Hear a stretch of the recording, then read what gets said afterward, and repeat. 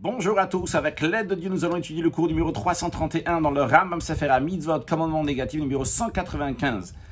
Le Rambam va nous parler de l'interdiction d'un ben sorer ou moré, d'un enfant qui est dévoyé et rebelle. Comment il devient un enfant qui est dévoyé et rebelle? Lorsqu'il est zolel ve sauvé, lorsqu'il est glouton et il boit. C'est-à-dire, il y a certaines conditions, plusieurs conditions que le Rambam ne ramène pas ici dans le Sefer HaMitzvot. L'âge de cet enfant-là, donc qui a 13 ans, et c'est juste donc quelques mois qu'il a cette possibilité d'être cet enfant donc qui est rebelle et dévoyé avec ses lois et ses critères, comment il doit voler de l'argent de son père, et comment il va acheter de l'argent, il va acheter de la viande et du vin, et comment il va le boire, et avec qui il va le boire, etc. Il y a plusieurs conditions donc qui sont dans cet enfant qui est zolel, sauver glouton et buveur, qu'il sera coupable de mort. Et c'est ce que le Rambam nous dit. On apprend ça de l'interdiction, le torlou à la dame, vous n'allez pas manger sur le sang. On va voir dans quelques instants, le Rambam va nous expliquer quel rapport ne pas manger sur le sang et cette interdiction-là pour ce jeune homme. Le Rambam explique tout d'abord que cet enfant, donc qui est dévoyé et rebelle, il fait partie de ceux qui sont mis à mort par le tribunal. La Torah dit clairement qu'il est coupable d'être lapidé. Le Rambam rajoute, on a déjà expliqué dans notre introduction, donc le Rambam fait référence à la règle 14, qu'il a dit là-bas que toute personne qui est coupable de retranchement ou de mort par le tribunal, c'est-à-dire qu'il a transgressé un commandement négatif, à deux exceptions, qui est la circoncision et le sacrifice de Pessah, que bien c'est des commandements positifs, celui qui ne les fait pas, il est coupable de karet. Maintenant, le Rambam dit, vu que la Torah dit à propos de cet enfant, de ce jeune homme qui a 13 ans, qui est zolel vesové, qui est glouton et buveur dans les conditions qu'on a dit et qui sont mentionnées, et que dans ces cas-là, il est coupable d'être lapidé, on sait que c'est obligé que la Torah, elle a interdit de le faire. Parce que la Torah, elle a dit qu'il est puni. Et s'il est puni, c'est qu'il y a une interdiction. Mais non, la question, ce qui nous reste à savoir, c'est où se trouve cette interdiction. Parce qu'il y a une règle que la Torah ne donne pas de punition si elle n'a pas averti. En effet, la Gemara demande où se trouve l'avertissement, l'interdiction pour le ben sorer ou moré. La Gemara répond parce qu'il y a écrit le torlou à la dame, vous n'allez pas manger sur le sang. Quel rapport? Le Rambam m'explique, vous n'allez pas manger de manière que ça va amener à faire couler votre sang. C'est-à-dire, c'est une interdiction pour ce jeune homme qui va être zolel vesové, glouton et buveur, que s'il va boire et manger d'une telle manière, il va être coupable de la mort. Maintenant, s'il a mangé cette mauvaise manière de manger comme c'est expliqué par ailleurs, eh bien dans ces cas-là, il a transgressé un commandement négatif. Maintenant, bien que cette interdiction, c'est ce qu'on appelle un lav shebichlalut, c'est une interdiction globale, c'est-à-dire le verset lo tochlu aladam, vous ne mangez pas sur le sang, il apprend plein de choses de ce verset-là. Alors, et d'ailleurs le Rambam lui-même, il dit, comme on l'a expliqué dans le 9e règle du Rambam, que là-bas il a ramené donc plusieurs exemples, lo tochlu aladam, que ça veut dire vous ne mangez pas sur le sang, le Rambam dit, ça fait rien. Pourquoi? Parce qu'a priori, on pourrait demander, mais si c'est un lav shebichlalut, c'est une interdiction générale, alors comment on peut en déduire donc pour ce cas spécifique-là que c'est un commandement négatif?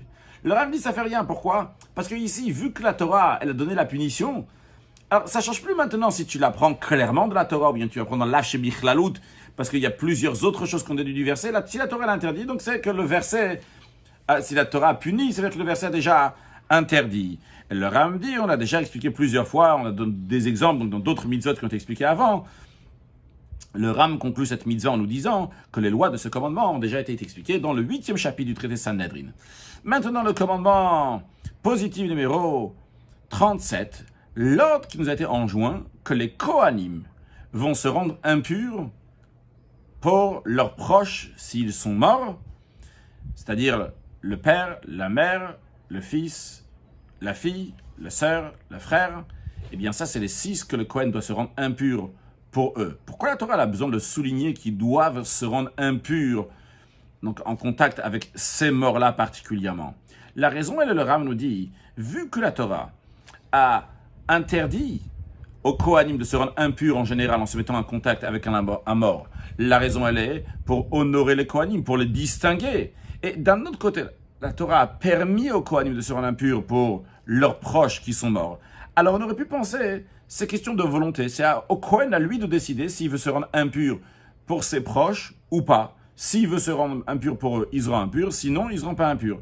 C'est la raison pour laquelle que la Torah oblige, elle dit, la itama pour elle, pour sa sœur, et de même donc pour ses autres membres de famille, il va se rendre impur s'ils sont morts. Voici le langage du Sifra. Le verset dit, la itama pour elle, pour sa sœur, il va devenir impur. Le Sifra dit, c'est une mitzvah. S'il n'a pas voulu se rendre impur, eh bien, on le rend impur contre son gré. Et on raconte qu'il y a un certain Yosef à Cohen, donc qui était Cohen, que sa femme est morte la veille de Pessah. Il n'a pas voulu se rendre impur pour elle. Et les sages l'ont poussé et l'ont fait qu'il est devenu impur même contre son gré. Et le Rambam dit que ce commandement-là, ça fait partie du commandement du deuil. C'est-à-dire, tout homme juif doit être en deuil pour ses proches de famille. C'est-à-dire pour ces 6 que nous devons mentionner oralement avant, donc ce qui correspond donc au père, la mère, le frère, la sœur, le fils, la fille. Et vu que c'est très important, c'est la raison pour laquelle que la Torah, elle a souligné ça chez le Kohen. Bien que le Kohen, il a averti de ne pas se rendre impur pour un mort, mais pour eux, pour ses proches de famille, il va se rendre impur. La Torah le souligne pour qu'on prenne conscience de ne pas prendre à la légèreté les lois de deuil. Le Rambam rajoute, ça a déjà été expliqué dans le Talmud, que uniquement le premier jour, donc suite à la mort, il y a la mitzvah de deuil d'après la Torah. Après, c'est d'ordre rabbinique seulement, le Rambam ne le mentionne pas tout de suite, mais en tous les cas, donc c'est le premier jour seulement qu'il y a de la Torah. Et le Rambam ramène une preuve à ça. Il y a écrit dans le traité Moed Katan que quelqu'un qui est en deuil ne fait pas le deuil pendant la fête.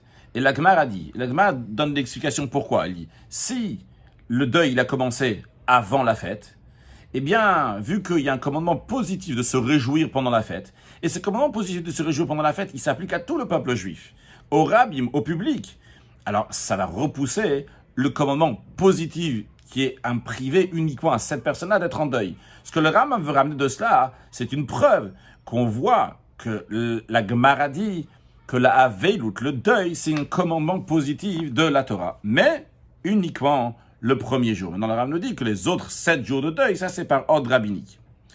Et même le Kohen, le prêtre, eh bien, il va appliquer, donc tu vas se comporter donc avec les lois du deuil le premier jour, et il va se rendre impur à ses proches de famille. Le Rambam dit, Vehavenze comprend cela. Le Rambam rajoute, ça a déjà été expliqué, cette mitzvah-là, dans Masachet Mashkin. Mashkin, c'est le traité Moed Katan, qui commence avec Mashkin et Bet Shalin pendant le Moed. Et dans plusieurs endroits, dans le traité Brachot, dans le traité Ktuvot, dans le traité Ibamot, dans le traité Avodah Zarah, dans le Sifra, Parashat est mort à la Kohanim, dit au Kohanim, où là-bas il y a écrit donc cette mitzvah-là de se rendre impur pour un proche de famille. C'est expliqué aussi là-bas, et le Rambam dit que cette obligation-là, qu'on oblige le Kohen de se rendre impur à un proche, ce n'est pas une obligation pour les femmes, pour les Kohenettes. Pourquoi ? Parce que uniquement celui qui a l'interdiction de se rendre impur pour d'autres morts, à part ses proches, lui, il a le commandement de se rendre impur pour les proches. Mais la Kohenette, la femme Kohen, vu qu'elle n'a pas l'interdiction de se rendre impur pour n'importe quel mort, si ce n'est pas un membre de famille, elle a le droit de se rendre impur en contact avec n'importe quel mort, comme ça sera expliqué donc dans la mitzvah Kousa Mervav. Eh bien, de même, elle n'a pas l'ordre, elle n'a pas l'obligation de se rendre impure. Mais elle a quand même l'obligation de deuil. Mais le fait de se rendre impur, ça dépend de sa volonté, comme elle le veut. Le Ram conclut, Vehavenze comprend cela. Un mot de Chassidut, on a vu un enfant, un jeune homme de 13 ans qui est Zolel Vesové, qui se comporte mal, et qu'on dit avec toutes ces conditions-là, donc dans ce cas-là, il sera mis à mort. Il y a une opinion qui dit que ça n'a jamais existé, donc ce cas concret, qu'il y a eu un enfant, un bar mitzvah qui se comportait d'une telle manière qu'il soit Zolel Vesové. Mais pourquoi la Torah, elle dit ? Parce que Kadosh Baruch Hu, il a voulu. Et là, on voit quelque chose d'extraordinaire. On voit que les mitzvot, c'est la volonté de Dieu. Comme l'Admour Azakan explique dans le Tanya, chapitre 5, que même lorsqu'il s'agit d'un commandement qui n'arrivera jamais, c'est-à-dire qu'une situation n'arrivera jamais. Le commandement, il est là, c'est le commandement de Dieu, mais la situation n'arrivera jamais. Mais quand même, vu que ça, c'est la volonté de Dieu, eh bien, ça, c'est la Torah et ça, c'est la mitzvah. C'est-à-dire que la volonté de Dieu, c'est elle qui fait la mitzvah. Non pas parce qu'il y a une situation dans le monde, c'est pour ça qu'il dit, il y a une situation dans le monde, je vais mettre une mitzvah. Non, il y a la mitzvah de Dieu.